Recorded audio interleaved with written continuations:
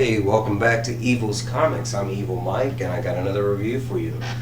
You're probably going to hear a lot about this book if you're invested in the comic book world. This is a lot of people's top picks from what I've seen so far, and I agree. This is one of my top picks from what I've read so far. I'm about 9 books in so far, and I would have to say this is one of the top books, and a big one on top of that. This is Image, The Me You Love in the Dark, issue number 2, written by Scottie Young. We got art by Jorge Corona.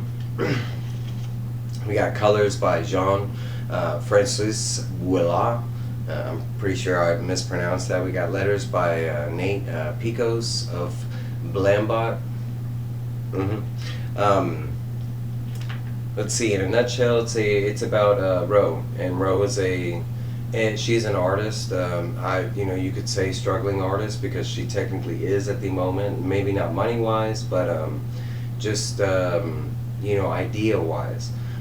She has had the notion to buy, the word I would use would be creepy house. But she did it on purpose. She is looking for inspiration, something to, liven up her artwork type thing.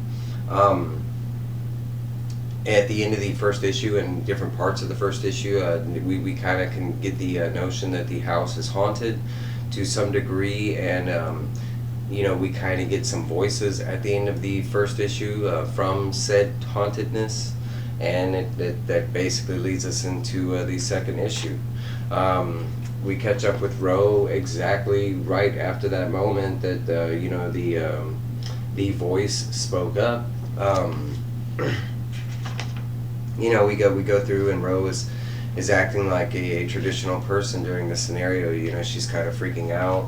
She doesn't know what to expect. There are quite a few questions that come out from her about age. The ghost is brought up, and the entity doesn't really necessarily consider it a ghost. But on the other hand, maybe not necessarily knowing what a name for it would be, stating that it is beyond old. It doesn't know, maybe it doesn't know how old, but it does state that quite a bit older than she can imagine type thing. My thoughts, it would have to be somewhere around the age of the house, depending how old the house would be, but maybe a couple hundred years old, depending. America's not that old. But basically, we eventually, we kind of it's not a horrific scene that you would imagine, with a ghost or a demon or something like that. It's more like the trauma that she's facing is like, oh, it's real kind of thing. And she's like kind of dealing with the thoughts in her head of it being a real thing, whether it's like fantasy, is she crazy, is this thing talking to her? She's not crazy, the thing really is talking to her and answering her and stuff like that. And he basically tells her at the end of it that, that's kind of like where they'll leave it at for the day, and she makes it to her room, and from all the trauma, even though it's not bad trauma, it's still trauma, a punch to the face kind of thing. But she kind of, makes it to the bedroom and doesn't even make it to the bed. She falls asleep on the floor. She wakes up the next day, and she kind of goes through the next day, but at the same time, she's like looking all over the place, expecting the ghost to be there. And there was a question that was raised before this moment, whether the ghost had seen her while she was undressing or in the bathtub or something like that. And the ghost said he's not into that kind of stuff, and he wouldn't, do that kind of stuff anyways, like respecting her privacy. But basically telling her, other than that, he's been there kind of the whole time, listening to her, following around, and for the most part, it seems like he or she enjoys her and her company.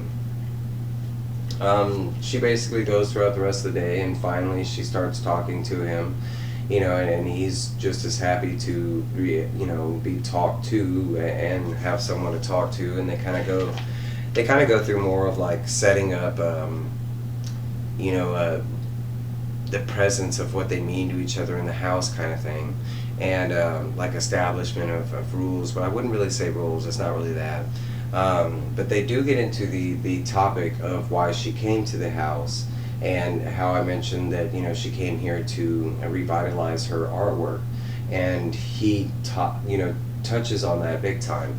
And he does do this thing where he, in this scene, he tells her that he's most comfortable in the dark, and he shows her some of his power. Like he instantly turns off all the lights, and does light a candle without any instruments being used. But it kind of gives her like it's that spark that she might have been missing, because we see that she does spend the rest of the day getting to her artwork now with maybe a little more inspiration, especially because the ghost entity kind of touches on the why are you here, use the maybe the inspiration is here kind of thing, especially with us meeting like this, why don't you use that.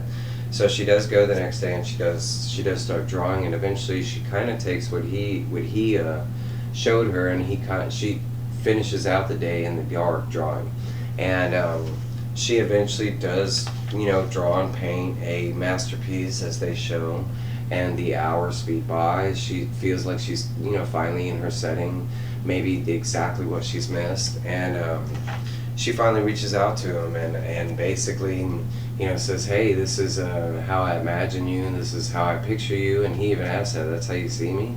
And she's like, yeah, kind of. And he loves the painting, but at the same time, she does not see it, but we kind of get a bigger glimpse on what the entity might look like. And you can see up here behind her that it looks more like a bunch of stuff, or a thing with a bunch of eyes and mouths and stuff like that. We are not sure yet. I think it is a collection of different entities in the house, whether it be ghost or we don't know a lot of that. They do give a preview in the next issue of the Me You Love in the Dark and Rue, as far as them going through some years and maybe getting a little closer, because they show like Christmas time, and they do show some hold handing. So I think it's going to be on the level of maybe she doesn't know what she's getting involved with type thing, but that doesn't necessarily mean it's going to be a bad thing. It could be a wonderful or loving thing. A lot of people are quick to judge, but hey, that's my review. I can't speak enough. The art is amazing. This story is gripping. I'm very interested to see where we are going with this, especially if we get the reveal of what the entity or the description of what it is. But so far, I am locked in. That's my review. Like, comment, subscribe, hit that bell, share, tell all your friends about me, all that good. I will see y'all pretty soon.